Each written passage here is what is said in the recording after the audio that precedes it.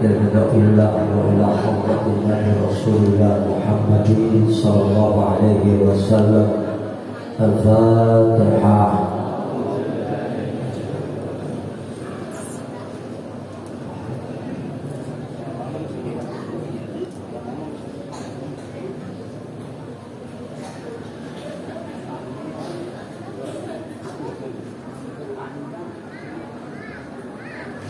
Assalamualaikum warahmatullahi wabarakatuh.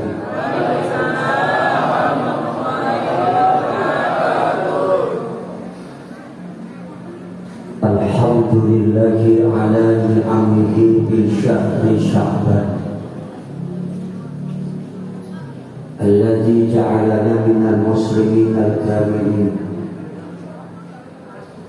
wa amarna bittiba'i sabilil mu'minin. Asyhadu an la ilaha illallah wahdahu la syarika lah, al-malikul haqqul mubin. Wa asyhadu anna wa nabiyyana Muhammadan abduhu wa rasuluh shadiqul wa'dil amin. Amma ba'du, rabbi shrah li sadri wa yassir li amri wahlul 'uqdatam min lisani yafqahu qawli. Al-mukarramun segenap para alim ulama, wabil khusus guru kita tercinta yang sama-sama kita muliakan, Ayahanda Bapak Kiai Haji Sopri Ilyas Mata'anallah Betul Hayati. Al-Mukarram yang mulia guru kita tercinta, Ayahanda Bapak Kiai Haji Muhammad Yusuf Mata'anallah Betul Hayati. Al-Mukarram guru kita tercinta, Ayahanda Kiai Abdul Hamid Mata'anallah Betul Hayati. Ketua DKM Masjid Ayahanda Bapak Haji Dr. Andes Mat Nasir beserta segenap pengurus masjid, semoga beliau sehat dan senantiasa dalam lindungan Allah Subhanahu wa taala. Dan yang terhormat Bapak Lurah Prorotan Bapak Ahmad Fitrah SH Mata'ana wa Biduri Hayati, dan Ketua RW 08 Bapak Ahmad Fauzi, serta segenap jajaran panitia, para tamu undangan kehormatan, para tokoh agama, tokoh masyarakat, tokoh pemuda, tokoh adat, tokoh baju, tokoh celana, dan tokoh-tokoh yang lainnya. Hadirin hadirat muslimin muslimat, mukminin mukminat, sabirin sabirat, syakirin syakirat, makirin makhirat. Ini rupanya langganan semua. Dan tidak lupa yang saya sayangi Ibu Haja Dr. Lis Damayanti, istri saya itu, semoga jadi istri yang salehah. Dan yang sangat kita hormati, kita cintai, kebanggaan kita, kori muda kita, Akitillah Mukarram Ustaz Haji Muhammad Hamid, semoga beliau sehat terus dan barokah ilmunya, amin ya rabbal alamin. Para bapak dan ibu jamaah sekalian yang insya Allah dirahmati oleh Allah Subhanahu wa taala. Malam ini kita bersyukur kepada Allah. Alhamdulillah, dengan izin Allah kita dapat berjumpa dan bersua melalui satu acara peringatan Isra wal Mi'raj. Mudah-mudahan hadirnya kita di majelis ini berangkat dari niat yang ikhlas Allah berkenan meridhoi amal ibadah kita. Setelah peringatan ini harapan kita semoga iman semakin bertambah, ibadah makin istiqomah, dan semoga kita diwafatkan Allah dalam keadaan husnul khatimah.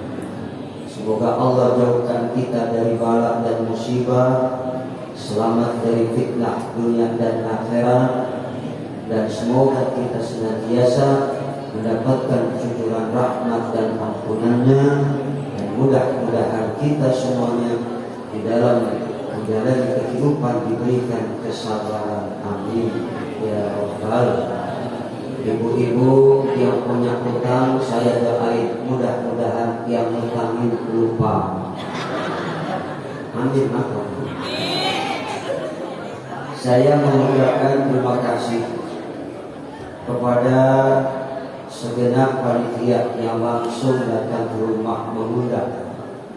Alhamdulillah malam ini bisa hadir memenuhi undangan tanpa satu halangan. Dan alhamdulillah jalan pun diberikan kelancaran, kondisi sehat. Semoga silaturahim kita ini menjadi wasilah yang mengantarkan umur kita semakin berkah, rezeki kita semakin bertambah, dan semoga kita dipertemukan Allah dengan bulan suci Ramadan yang kita cinta. Amin ya rabbal. Ibu sudah siap semua?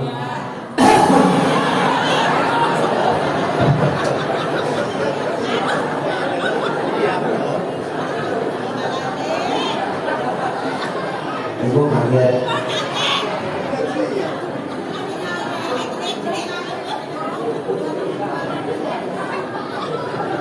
Ibu bapak yang saya hormati dan saya cintai,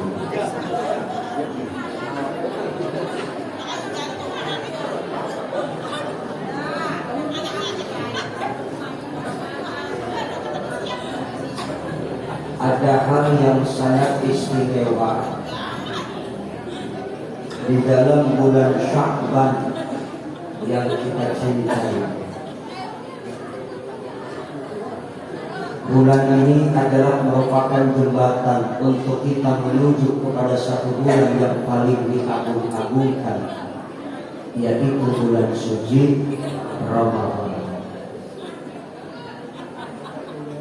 Bulan ini disediakan oleh Allah bagi kita semua hamba-Nya untuk persiapan kita menyongsong bulan suci Ramadan.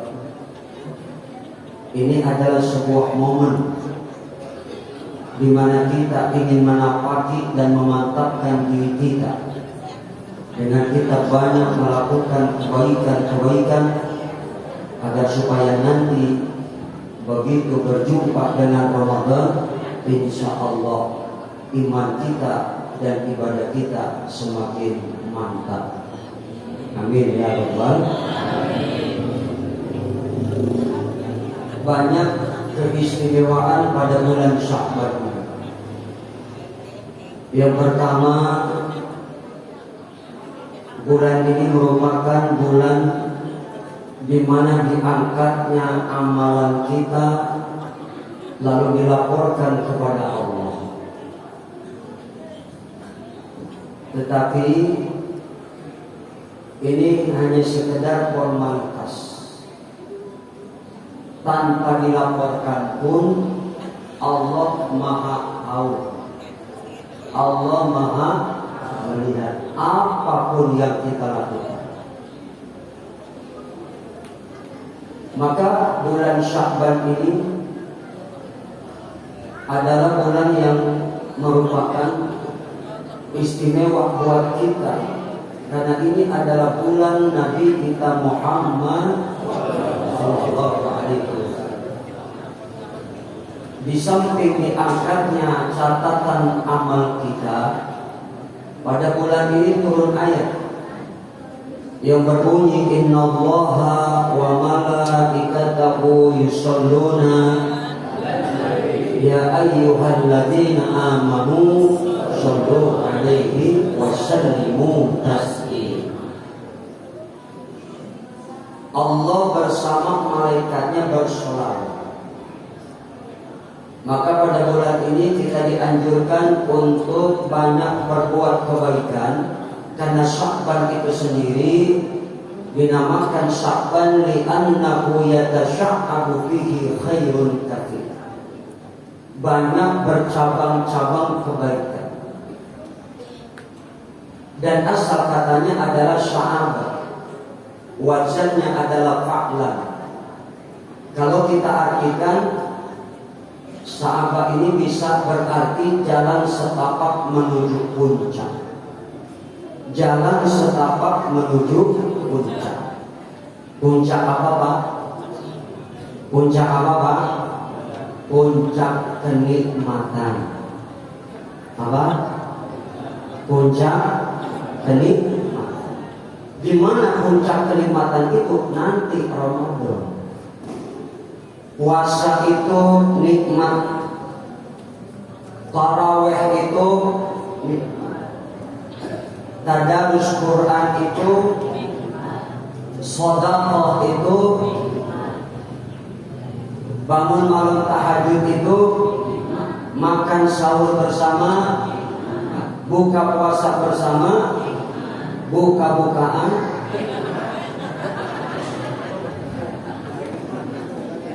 Alhamdulillah.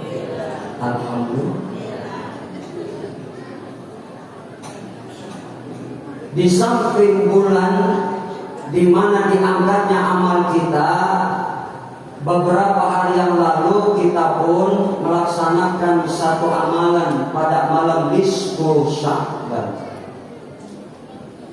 Disitulah Allah tentukan segala-galanya. Umur kita, jodoh kita, rezeki kita. Apakah kita termasuk orang yang beruntung atau tidak? Disitulah malam itu ditentukan oleh Allah sampai nanti datang nisfu Sya'ban di tahun berikutnya. Dan pada bulan Sya'ban ini pun ada peristiwa pengalihan arah kiblat. Dulu kiblat itu ke Masjidil Aqsa yang ada di Palestina. Rasulullah menanti turunnya wahyu sekian lama, akhirnya turun juga. Maka arah kiblat akhirnya berpindah dari Masjidil Aqsa menghadap kepada Ka'bah yang ada di Masjidil Haram. Ibu pernah belum ke Masjidil Haram? Pernah naik haji enggak? Mau naik haji enggak? Udah gak lebihnya? Jangan ngomong. Yang udah setor aja udah berangkat berani. Lama banget. Nunggu 25 tahun. Lah kalau yang udah umurnya 70 tahun, apa jadinya? Modal duluan. Betul. Mudah-mudahan ibu-ibu yang belum naik haji, saya doain dapat rezeki biar cepat naik haji. Bapak-bapak yang belum pada naik haji, saya doain ntar malam biar pada naik semua. Serah lu mau naik mana? Insyaallah. Jadi itulah Sya'ban. Ini adalah bulannya Nabi. Maka dianjurkan kita pada bulan ini untuk memperbanyak baca sholawat. Kita sholawatan dulu ya, biar seger ya. Allahumma sholli ala sayyidina Muhammadin bil qulubi wa nawaiha wa aqiyati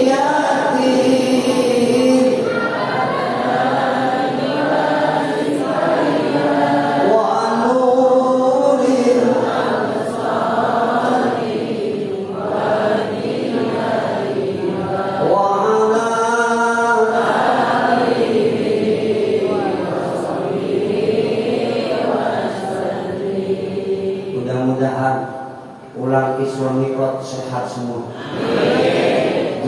harinya sehat, 2 harinya insya Allah. Karena memang sehat itu kan sehat dan tidak sehat itu kan tergantung bagaimana qalbu kita. Ya Pak? Ya Pak? Assalamualaikum. Saya masih hidup. Makanya baginda Rasul bersabda, inna fil jasadi mudghah. Dalam tubuh kita ini ada segumpal daging. Kalau daging ini, segumpal daging ini baik, seluruh anggota tubuh kita ikut baik. Kalau segumpal daging ini rusak, seluruh anggota tubuh kita jadi ala wa fiyal qalb. Itulah yang kata Nabi dinamakan qalbu. Qalbu itu artinya 2 Pak. Secara syariat, segumpal daging yang mana baik dan buruknya berdampak kepada tubuh dan jasad kita. Tapi kalau qalbu ini diartikan secara lugawiyah, artinya jantung. Kalau darah yang mengalir di jantung ini bersih, badan sehat, anggota tubuh sehat. Tapi kalau darah yang mengalir di jantung kita ini kotor, maka akan timbullah berbagai macam penyakit, baik penyakit ringan maupun penyakit berat. Penyakit berat contohnya kayak stroke, itu kan penyakit berat. Jangankan stroke, setengah stroke berat. Betul apa? Betul banget. Tapi kalau secara hakikiah makna qalbu itu tidak nampak dan tidak berwujud. Tetapi kalau kita berbuat dosa dan maksiat, maka akan dapat mengotori qalbu itu. Sehingga qalbu ini dengan maksiat dan dosa tadi akan menjadi hitam, makin banyak dosa, makin hitam, makin banyak dosa, makin hitam. Maka kalau qalbu itu semakin hitam dengan noda dosa, maka sulit menerima hidayah dan pancaran nur Allah Subhanahu. Makanya ada satu pelajaran yang sangat luar biasa ketika Nabi akan di-Isra Mi'rajkan. Nabi ketika akan di-Isra Mi'rajkan terlebih dahulu diperintah oleh malaikat Jibril, ya Muhammad, silakan Tuhan berkelentang, muttaji'an artinya berkelentang. Pak, kelentang. Bu, apa? Ya di situ. Mau diapain diperintah berkelentang? Mau dibedah. Lalu dibedah oleh malaikat Jibril. Dari mana bedahnya? Min sudratin nahrihi ila asfali batni, dari ujung leher sampai bawah perut. Bu, sampai bawah perut. Bu, sampai bawah perut. Bu, apaan?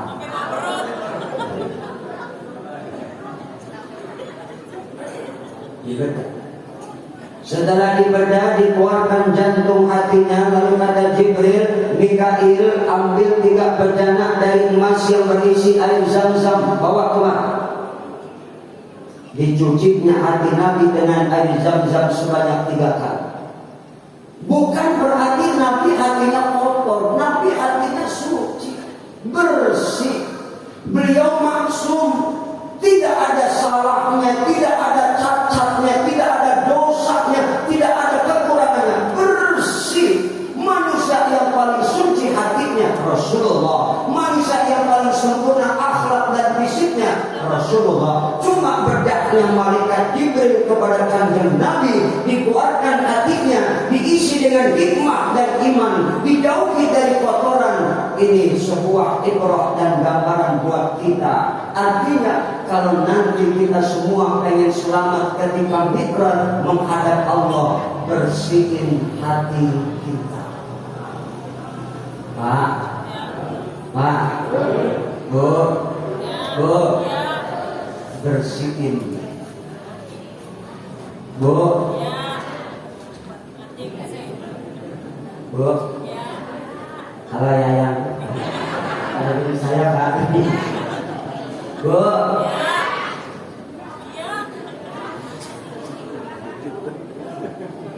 diisi dengan hikmah dan iman, ikhlas, yakin, sabar, ilmu. Karena baginda Rasulullah akan diangkat menjadi pemimpin dunia dan akhirat. Maka kalau kita pengen selamat nanti ketika menghadap Allah, jangan ada penyakit-penyakit hati dalam kalbu kita. Kadang-kadang kita nggak sadar ada penyakit hati di hati kita, betul nggak? Ada penyakit kalbu, penyakit hati, namanya ujub. Merasa bangga. Kayaknya cuma gua doang orang kaya yang paling dermawan di kampung ini. Ujub. Kayaknya cuma gua doang orang yang paling alim di kampung ini. Ujub. Kayaknya cuma gua doang orang yang paling berjasa di kampung ini. Ujub.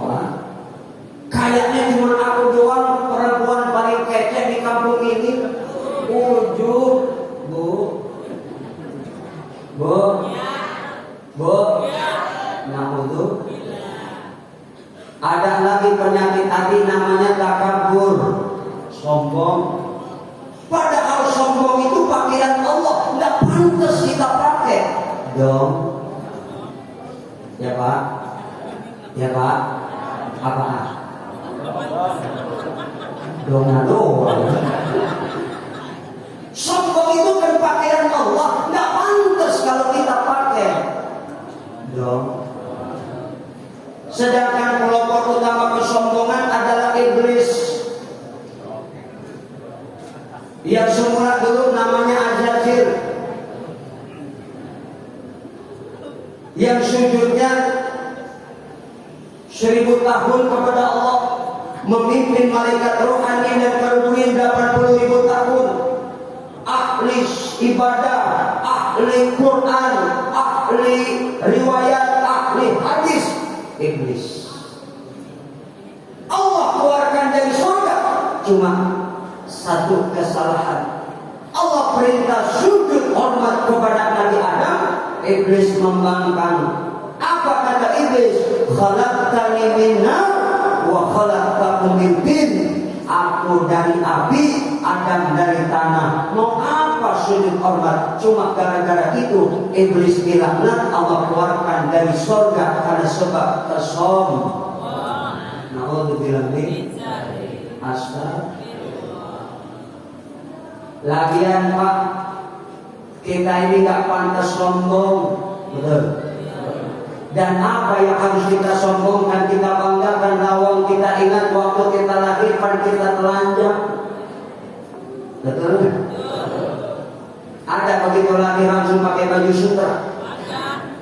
Ada yang begitu lahir langsung pakai kalung emas.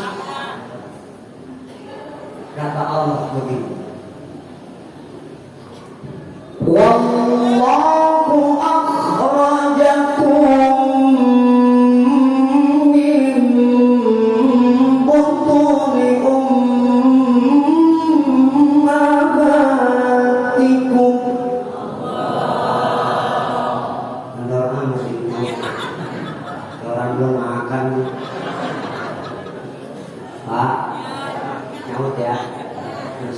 ibu-ibu juga ya Bu, jawab dan kompak ya.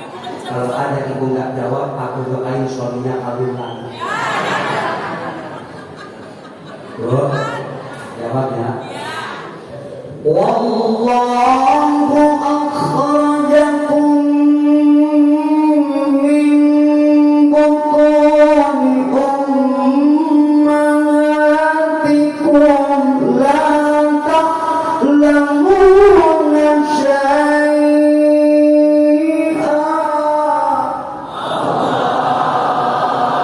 Terpaksa. Aku lagi pada tahun. Enggak ya Bu, ikhlas ya. Ikhlas ya. Latinya kawin. Nanti ikhlas. Enak nggak suara saya? Asal ibu tahu dulu gini-gini mantan poli juara atlet di kadar teh. Waktu itu pesertanya 20, yang 19 sakit. Lalu itu dirinya ngomong lah menang saya. Alhamdulillah.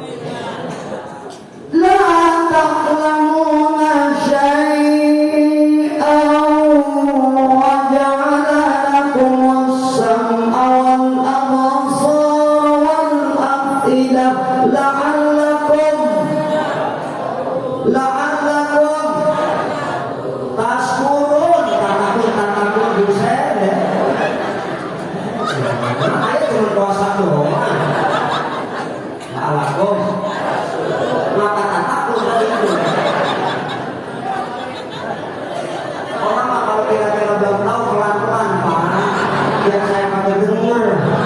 Udah sahabat kan rencana nanti dari depan, maklum aja nanti salah. Kata Allah yang mengeluarkan kamu dari perut ibumu. Jadi siapa yang mengeluarkan kita dari perut emak kita Pak? Pak, emak mah cuma modal ngeden Mak. Dokter bidan cuma jadi perantara doang. Hakikatnya yang mengeluarkan kita dari perut emak kita Gusti Allah. Walaupun andai kata emak sengeden-ngedennya, kalau Allah tidak izinkan keluar, lah kita bakal ngetem dalam perut emak. Jadi kan ini Pak. Makanya di bayi yang nyangsu dia nyusah. Salah. Ada bayi yang akhirnya sesat. Betul. Ketika semua kita terakhir ke alam dunia, gak ada satu pun yang kita bawa. Kita semua dalam keadaan telanjang. Betul. Apa yang kita bawa? Cuma satu, tangisan. Setiap kita dulu lahir nangis nggak? Nangis nggak? Hampir kebanyakan bayi yang lahir nangis. Ada nggak bayi yang lahir begitu lahir berol ketawa? Kalau itu dokter bisa anak kuntilan? Betul. Lahir nangis.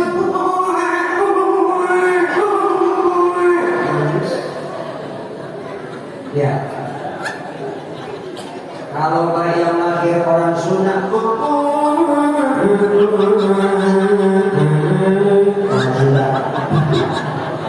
kalau yang lahir orang Batak,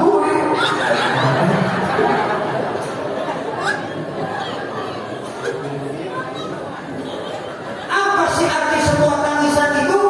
Setiap kita bayi yang lahir ketika alam dunia, gak ada satupun yang kita bawa cuma tangisan. Lahir telanjang, gak ada satupun yang menempel di badan kita. Dulu waktu di alam arwah, kita semuanya suci.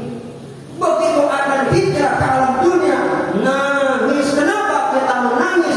Takut mengotori fitrah dan kesucian hati kita. Ya Pak? Ya Pak? Karena dulu di alam arwah semua kita suci, fitrah mengenal Islam. Begitu lahir nangis, kenapa? Kita takut mengotori hati kita. Makanya ketika lahir nangis. Yang kedua, karena kita itu manusia diberikan beban amanah oleh Allah, dijadikan kita sebagai khalifah. Berat jadi khalifah ini. Berat apa enggak? Berat apa enggak? Karena pertama kali amanah itu Allah tawarkan kepada langit dan bumi, kepada gunung. Itu langit, itu gunung, itu bumi nolak. Manusia mau menerima amanah. Makanya kata Allah, manusia itu sangat zalim dan sangat bodoh. Betul. Manusia itu zalim dan bodoh. Makanya ada 3 sumber penyakit manusia. Berapa Pak? Pertama, kebodohan. Yang kedua, keraguan. Yang ketiga, kebimbangan. Pertama, kebodohan. Manusia ini kadang berbuat dan beramal soleh berdasarkan nafsu, bukan berdasarkan wahyu. Betul nggak? Betul nggak? Makanya kita jangan sampai jadi orang bohong. Bagaimana caranya? Jadikan Quran sebagai tuntunan, jadikan Quran sebagai pedoman. Karena apa? Wa nunazzilu minal Qur'an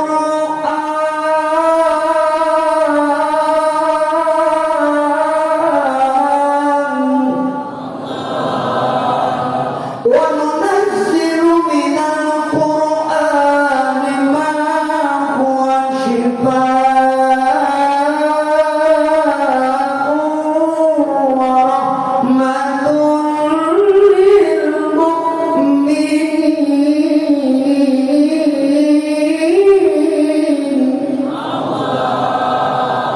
kami turunkan Quran untuk jadi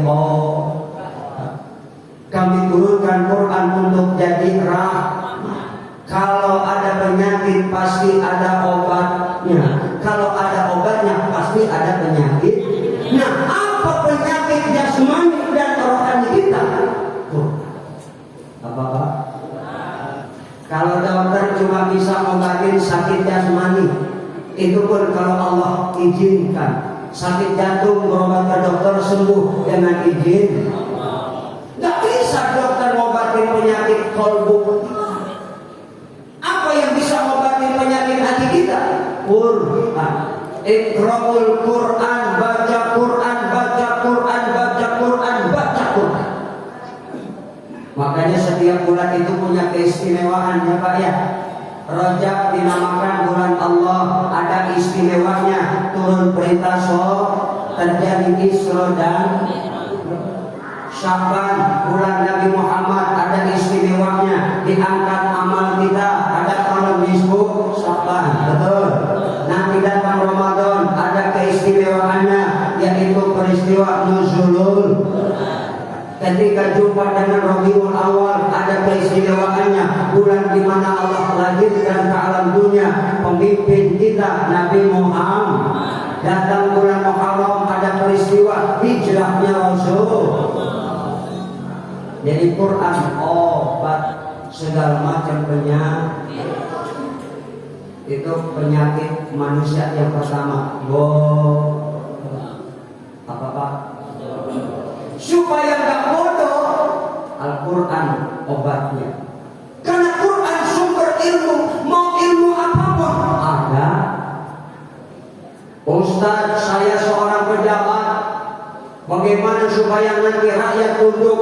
Ada dalam Quran. Ustaz, saya seorang pedagang, bagaimana supaya dagangan saya laris manis Tanjung Kimpul, dagangan habis duit? Quran.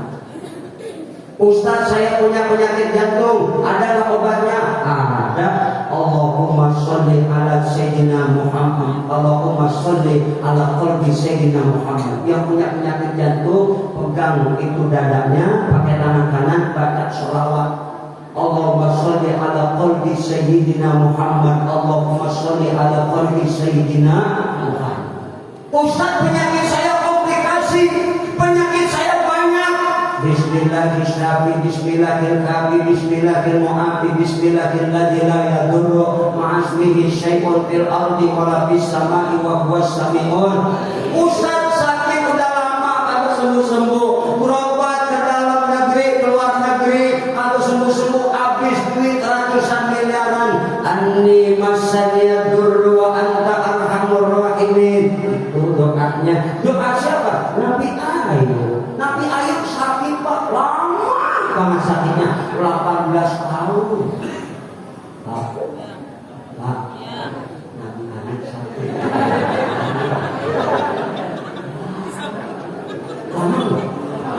Lama enggak?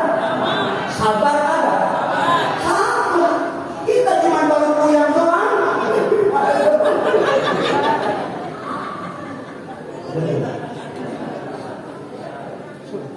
Sakit sekian lama, 18 tahun, kata dirinya. Abang itu Nabi, minta maaf abang sama Allah biar cepat sembuh. Nah, kita hidup berapa lama? 80 tahun. Terus sakitnya berapa lama? 18 tahun. Baru 18 tahun. Ada yang begitu ngomong. Ada begitu ngomong gitu. Bapak jawab begitu.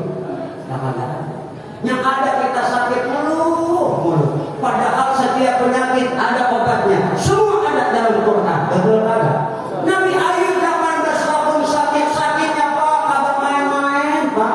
Habis badannya daging dimakan ulat, habis kalau ulat kenyang jatuh diambil ditaruh lagi.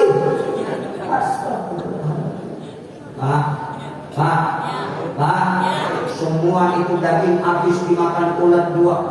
Yang tersisa cuma lidah sama hatinya. Akhirnya dua ulat itu yang makan daging Nabi Ayub dilaknat oleh Allah. Yang satu ulat dibuang ke lautan jadi lintah, yang kedua dibuang ke hutan jadi lebah. Dua-duanya jadi obat. Lintah bisa buat gedein minyaknya. Tuh.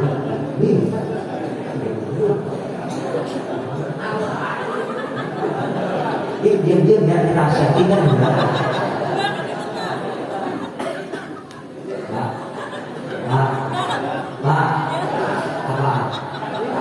Minyak lintah. Ceritanya kan dulu saya pernah didatangin pasien ngeluh mulu. Dia tukang sopir angkot. Dulu bulan ceramah kan saya kan tukang ngirim Pak, ngobatin orang dulu Pak, masih mudaan dikit dulu. Ya pasien saya Pak, mendung datang perempuan gitu. Akhirnya ada yang datang itu orang sopir angkot dulu. Pak Ustaz, mohon maaf ini Mak. Gimana saya ngomong apa namanya? Ya, ini Pak Ustaz. Ya, penyakit Pak Ustaz. Ini apaan gitu? Ini Pak Ustaz pokoknya. Lemah Pak Ustaz. Saya buka salah satu kitab, di situ ada diajarkan cari lintah, kemudian masukin botol, pendem selama 21 hari, itu diberitin, baca ya Tuhan ya Tuhan ya Tuhan ya Tuhan ya Tuhan ya Tuhan, la ilaha illallah al-wahidul qahhar.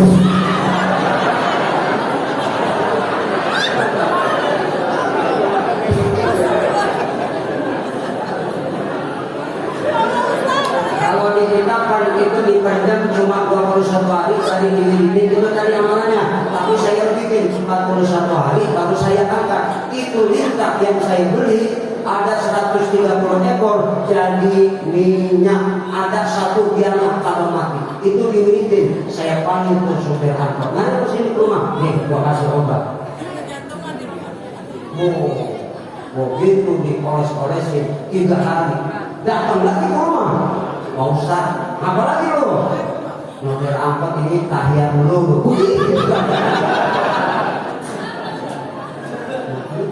Ini bukan ngomong jorok Pak, itu minyak lintah Pak. Lintah ulat yang makan daging Nabi Ayub dilaknat Allah, dibuang ke laut jadi lintah. Yang satu dibuang ke hutan jadi lebah. Lebah juga menghasilkan obat apa namanya? Madu. Madu. Madu. Kalau dia yang madu. Madu manis kan? Tapi kalau di madu, madu manis kan? Kalau di madu, jadi ibu mending di madu, mending diracun. Diracun. Kayak diracun tak ada dari madu. Masya. Oh, apa sih yang nggak ada dalam Quran semua? Betul. Makanya jaga hati jangan ada penyakit. Kalau sakit jasmani, jantung kagak sembuh, paling urusannya kayak mati. Sakit leher kagak sembuh, mati. Ginjal kagak sembuh, mati. Tapi penyakit hati urusannya bukan cuma dunia, sampai akhirat. Ini penyakit-penyakit yang tadi bisa merusak amal kita.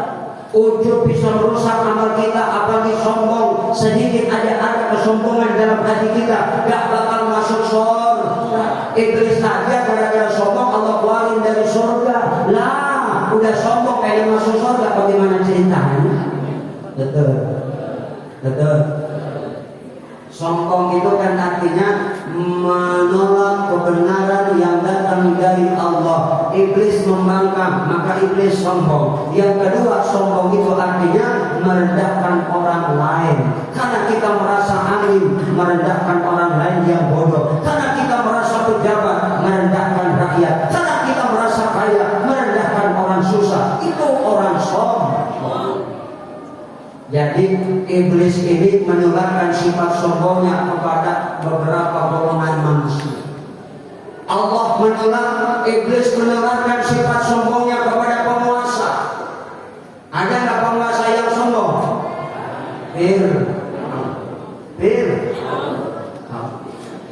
Sombong Firaun,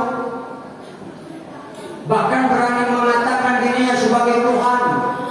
Tapi memang Firaun kita akui dia orang hebat. Apa hebatnya Firaun? Pernah didoain Nabi Musa 40 tahun kagak mempan doa Nabi Musa. Itu Firaun didoain biar sambil geledek-geledeknya takut. Disumpahin biar mampus, kagak mampus. Firaun yang doain Nabi Musa. Hebatnya Firaun. Lalu apa kehebatannya Firaun? Selama hidup gak pernah sakit. Mau sakit ringan kayak apalagi sakit berat kayak tadi nggak pernah. Bisul budi kagak, pusing kagak, sakit ringan kagak, apalagi sakit berat. Selama hidup nggak pernah sakit itu Firaun. Jadi kalau ada orang selama hidup nggak pernah sakit, berarti itu dia keturunan Firaun.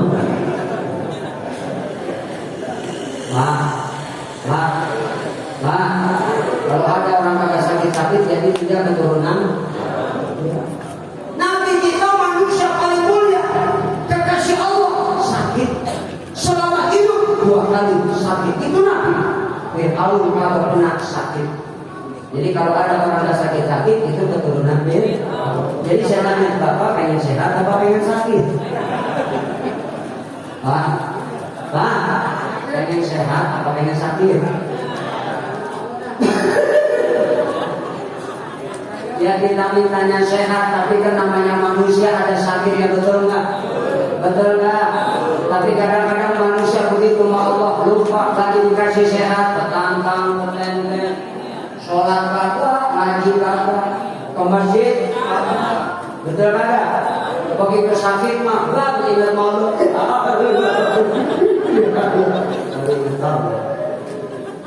Kenapa harus ada sakit? Begitu cara Allah menegur kita. Orang yang sakit dosanya diampuni Allah, jadi sakit sebagai tebusan dosa. Apalagi kalau yang sakitnya sakit panas, itu orang kalau sakit panas itu uap dari api neraka. Allah ampuni dosa orang yang sedang sakit. Jadi kalau lagi sakit enak apa enggak? Pak, kalau sakit enak enggak? Hah? Aduh, takut sakit. Kita mintanya sehat, tapi andai kata sakit kita sabar. Makanya jadi orang kalau sabar insya Allah diangkat derajat kita. Amin. Ada lagi hati yang dijadikan penyakit sum'ah. Ada nggak? Pengen didengar? Kalau sum'ah itu yang kerja bini. Lagi ngomong begini nih, di penyakit sum'ah. Malu, apa yang malu? Itu kan artinya orang kaya, dermawan. Lu ngaji dah, ngajak ke setiap majelis taklim. Di mana maksud lu ngaji? Lu dengerin dan tahu ibu-ibu pengajian ngomong apa tentang apa. Ada lagi penyakit ria, kalau ibadah pengen dilihat toh. Ada nggak? Ada nggak? Ada lagi penyakit yang namanya ghibah. Apa Pak? Ngomong-ngomongin. Jangan sampai ini mulut kita kotori dengan ngomong-ngomongin orang. Kan kita dikasih pelajaran, waktu kita mau sholat kita berwudu, dianjurkan dan disunahkan kita kumur-kumur, betul apa kagak?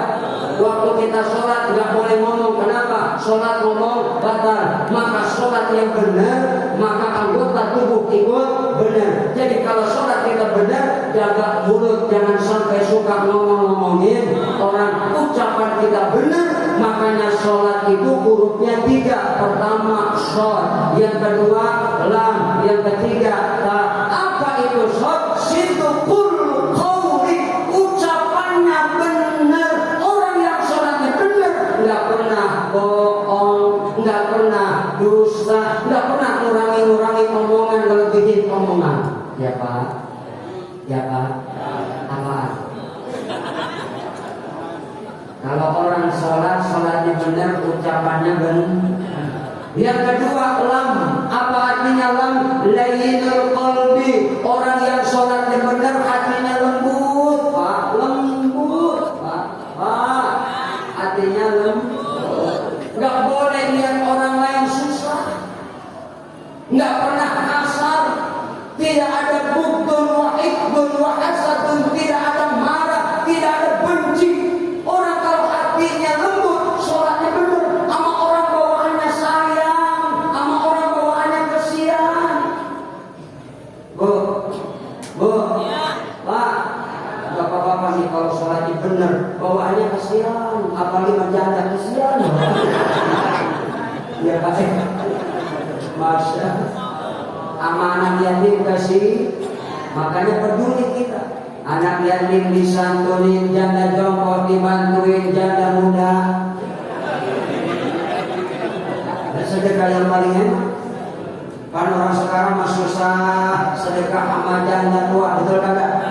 Sukanya nolong janda muda, kenapa ogah nolong janda tua? Kata Pak RW, susunya kadaluarsa.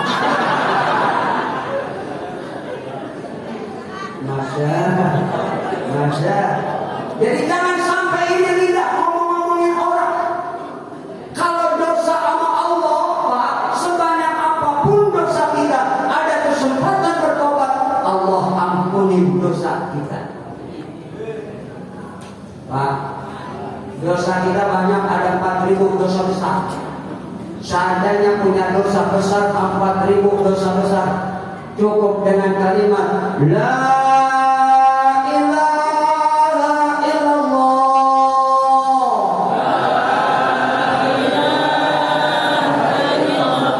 tiada Tuhan selain Allah. Itu Pak, dosa besar 4.000 habis diampuni oleh Allah dengan sekalimat, tapi dengan suara yang keras. La ilaha illallah,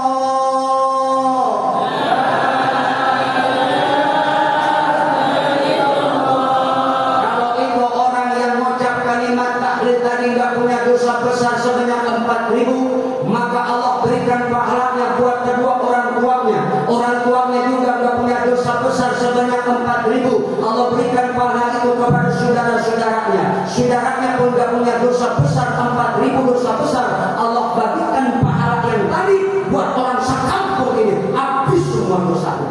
Masya Allah, itu kalau dosa apa? Tapi jangan sampai mati bawa dosa sama orang. Ini mulut gak dijaga, dikit-dikit ngomongin orang, dikit-dikit ngomongin orang, apa baik dikata. Yang gak laki gak perempuan kadang-kadang, apalagi ibu-ibu emang teman-teman.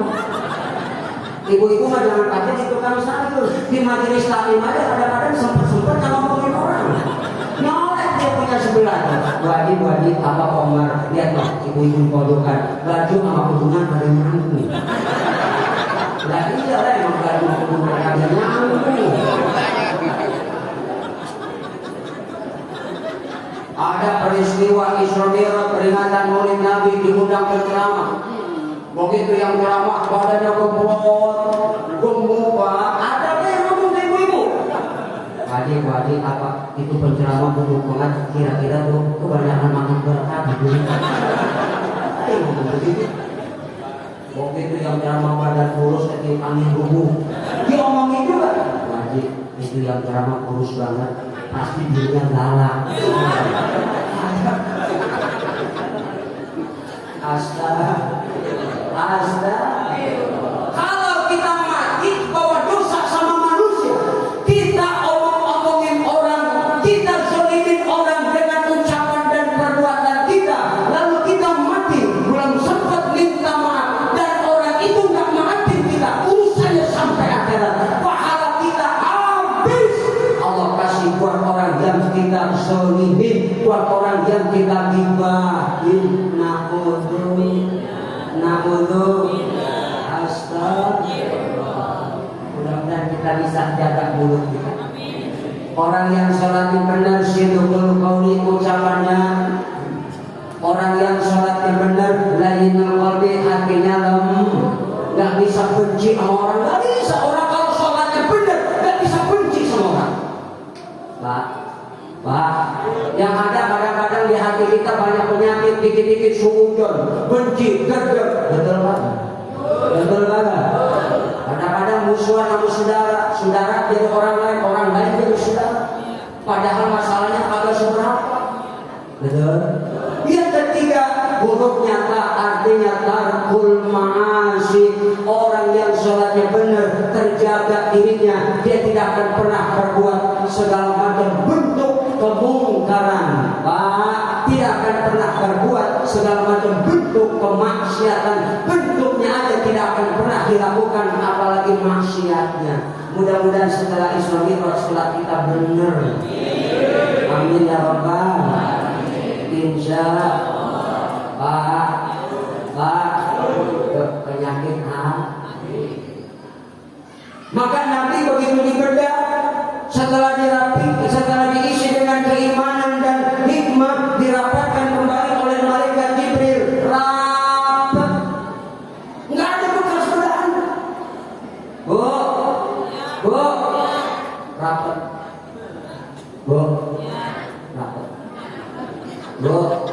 Apa? Syukur kalau masih rapat. Setelah bedah selesai, kata malaikat Jibril, ya Rasul, aku pamit sebentar ya. Kemana Jibril? Mau kemana? Ke surga. Mau ngapain Jibril? Ambil buruk. Ambil buruk.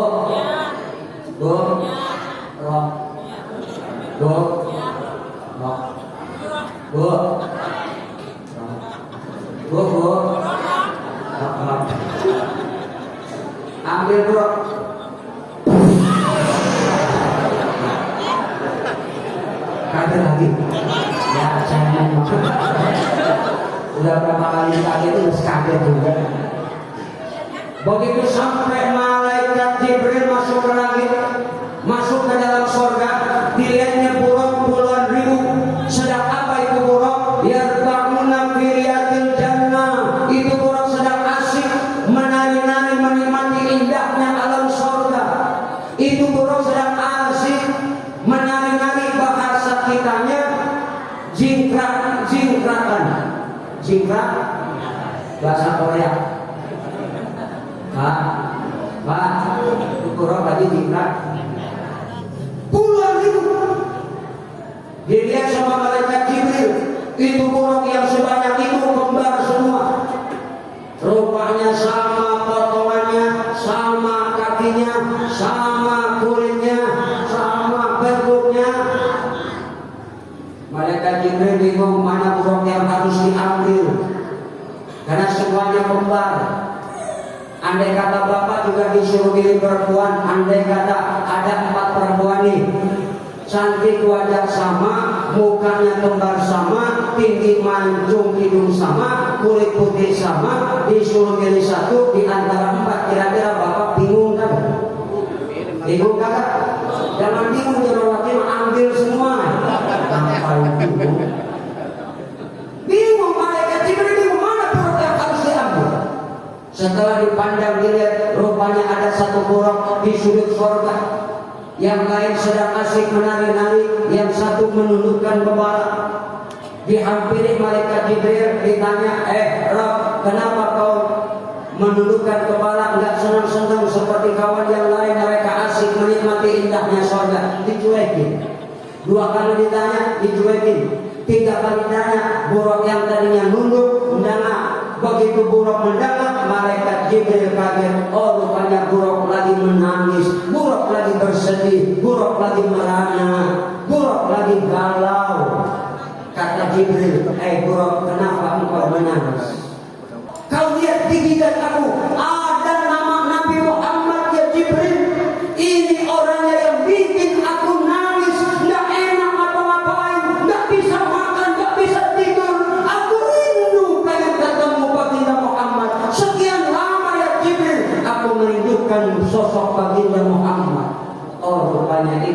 bikin engkau nangis loh.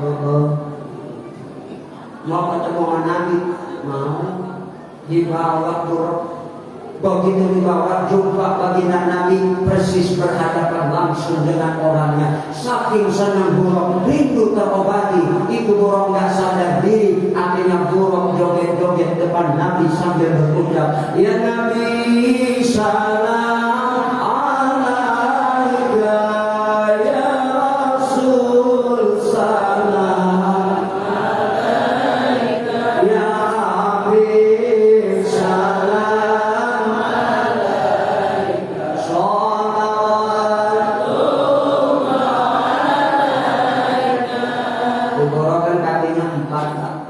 Itu borok jingkar-jingkakan saking senang ketemu Nabi, nggak sadar diri sambil berucap ya Nabi salam alaika. Malaikat Jibril tegur, kayak apa tegurannya? Ditepak pantatnya, pak sadar tegur. Jadi kalau kita negur gini Pak, jangan pakai tangan, salah bikin pak. Mukul wajah apalagi kagak boleh, boleh mukul gini boleh, lempengan pantat. Apalagi yang pantatnya dia keluar gumbal, pantat ekos panas banget. Gimana ini, Pak, sampai mana tadi ceramah? Akhirnya kata malaikat Jibril, ya Muhammad silakan Tuhan naik buruk. Nabi gak langsung naik, nangis, mencucurkan air mata membasahi jenggotnya. Ya Muhammad, kenapa engkau menangis? Bukankah kita mau senang-senang ya Muhammad? Jibril, tadzakartu ummati hal yarkabuna yaumal qiyamah. Jibril, aku nangis karena aku teringat umatku. Apakah nanti umatku pada hari kiamat mereka punya kendaraan, Jibril? Oh itu rupanya yang bikin kau nangis. Ya. Nanti bagaimana umatku pada hari kiamat punya kendaraan apa enggak? Tenang bro, umatmu nanti masing-masing punya kendaraan, tergantung amal. Serius Bil, serius. Baru Nabi naik, berangkat Isra. Jibril kanan, Mikail kiri, Nabi naik bro. Isra, baru saja perjalanan dimulai, benar Pak, godaan datang. Itu sebabnya diperkuat iman dan batinnya, karena bakal menghadapi godaan. Ada panggilan kanan, ya Muhammad berhenti sebentar. Nabi gak perlu dipanggilan kanan. Kanan selamat kiri datang, Muhammad berhenti sebentar. Nabi gak peduli. Kanan selamat kiri selamat, depan Pak. Kalau kanan kiri cuma suara, orangnya gak nampak. Kalau panggilan depan ada wujudnya. Itu Nabi begitu dipanggil dari depan, ya Muhammad berhenti sebentar. Nabi gak tergoda. Siapa yang manggil Nabi dari depan? Perempuan Pak. Perempuan. Udah tua bangka tapi cantik. Makai segala macam perhiasan. Itulah gambaran dunia. Dunia makin tua, makin cakep, maka jangan sampai tertipu Pak. Dunia ibarat nenek-nenek dipoles pakai segala macam bedak rupanya, merah, kuning, coklat, putih ada. Banyak orang tertipu dengan dunia. Nabi digodain Pak. Tahu ada orang ganteng lewat, Mama. Tapi yang begini di kita kata ada, itu cuma akal-akalan saya doang. Improvisasi. Ya Muhammad berhenti sebentar. Nabi gak tergoda. Berangkat langsung perjalanan. Nabi penasaran, Jibril, tadi ada panggilan kanan, kiri, depan, gambaran apa ya Jibril? Panggilan kananmu gambaran Yahudi ya Muhammad. Kalau kau penuhi panggilan kanan, celaka umatmu bakal jadi Yahudi. Kalau panggilan kiri Jibril, umatmu bakal jadi umat Nasrani. Kalau kau penuhi panggilan kiri, depan Jibril, gambaran nenek-nenek, itu gambaran dunia ya Muhammad. Makin tua, makin indah dunia. Kalau kau penuhi, umatmu celaka, bakal tergila-gila dengan dunia. Kalau terlalu cinta sama dunia, itu ibarat kata kita tergila-gila sama nenek-nenek. Makan naon itu dunia? Pak, dunia itu asal kata dana dunubun. Artinya dunia bisa berarti dekat, bisa berarti hina, bisa berarti rendah. Orang yang terlalu mencintai dunia melupakan akhirat. Orang yang hina dan rendah dalam pandangan Allah. Padahal dunia ini begitu dekat dengan apa? Dengan kehancuran. Dan kita pun nanti akan ngalamin kiamat kita dewek. Apa? Kematian. Isinya dunia cuma 3, harta, tahta, wanita. Itu dulu, sekarang nambah 1, harta, tahta, wanita. Wah,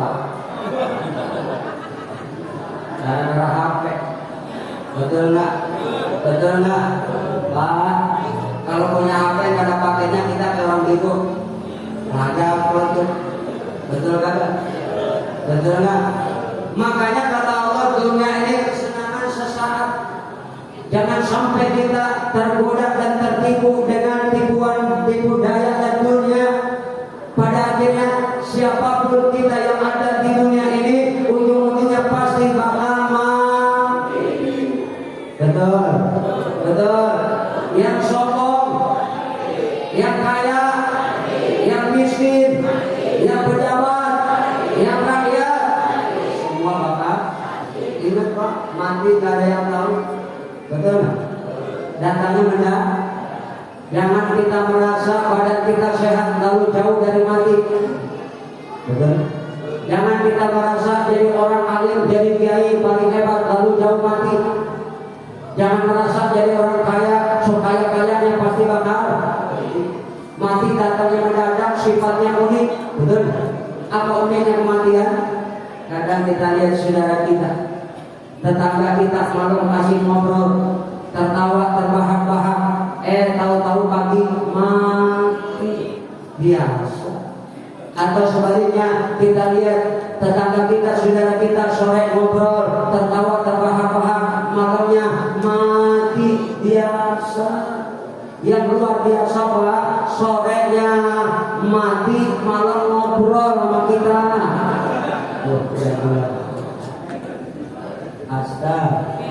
Astaga. Mudah-mudahan kita panjang umur, badan sehat. Maka kalau pengen sehat, hati kita jaga. Insya lanjut perjalanan Nabi Isra, kemudian singkat cerita menghadap Gusti Allah. Ada orang yang melalaikan sholat. Ya, di akhir zaman ini banyak orang yang melalaikan sholat, memperturutkan nafsu. Maka kata Allah, kelak mereka menemui kesesatan, dan orang yang semacam itu nanti akan masuk ke dalam satu jurang di bawah neraka, di mana sungai itu namanya Al-Ghori, di mana airnya itu adalah darah dan nanah yang mengalir dari kemaluan tuna wanita, tuna susila. Maka sholat ini gak main-main Pak. Apalagi kalau dari segi kesehatan luar biasa. Nah, di sini saya bawa istri, beliau dokter. Nanti akan kita dengarkan sedikit sholat dan kaitannya dengan kesehatan, biar ibu-ibu tahu. Sebab ibu-ibu karena banyak ngeluh sakit pinggang, sakit kepala, sakit ini, maka sholat itu adalah obatnya. Maka kita kasih kesempatan untuk istri ngomong sebentar, biar ibu-ibu tahu dan paham. Gak apa-apa sebentar, insya Allah manfaat. Walaupun 10 menit, biar ada ilmu tambahan buat ibu-ibu. Mau nggak Bu?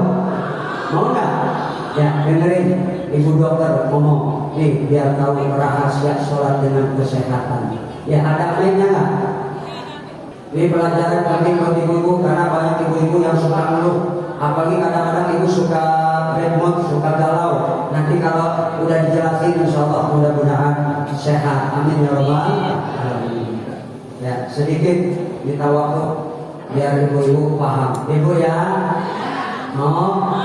ya, ini dokter Bu, ya, dokter spesialis bedah kepala dan leher. Sejak nikah sama saya bilang, Mama berhenti jadi dokter, ikutin papa ceramah, bagi-bagi ilmu, ajarin orang. Alhamdulillah nurut.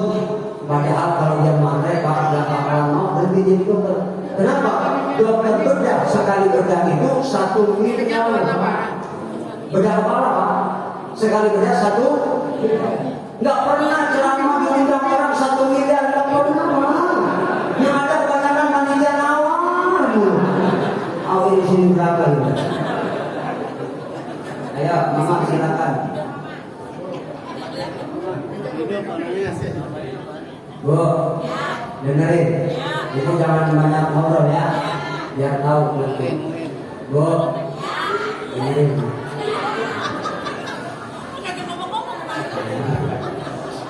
Bu, bukan cuma dokter medis tapi non medis. Alhamdulillah.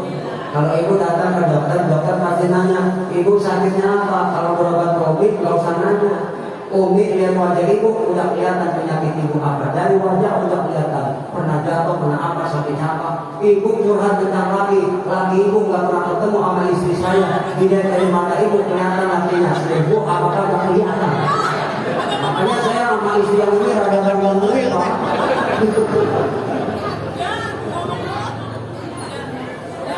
Ayo Mama, silakan. Bu, ini belum. Ayo Mama, mic-nya udah belum?